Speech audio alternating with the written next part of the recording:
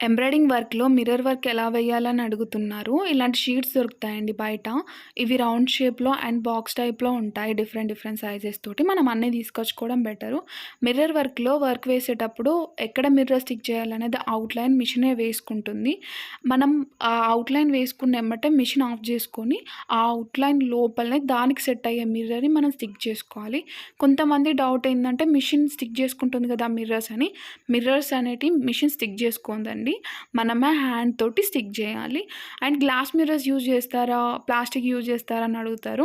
ఎంబ్రాయిడింగ్‌లో glass అసలే use జేయరు. Only plastic mirrors మాత్రమే use జేస్తారు. అండ్ వన్స్ వర్క్ మిర్రర్ మీద ప్లాస్టిక్ మిర్రర్ మీద పడ్డాక మనకు మిర్రర్ లాగినా ఊడిపోదు. అండ్ డ్యామేజ్ అవుతదన్న భయం గూడా అవసరం లేదు. అండ్ మగ్గం మిర్రర్ వర్క్ కన్నా ఎంబ్రాయిడింగ్ మిర్రర్ వర్క్ బెటర్ అని నేను జెప్తాను. మగ్గంలో గ్లాస్ యూజ్ జేస్తారు. సో, డ్యామేజ్ అయ్యే ఛాన్సెస్ ఎక్కువ. ఎంబ్రాయిడింగ్‌లో అలాంటిదేమీ ఉండదు.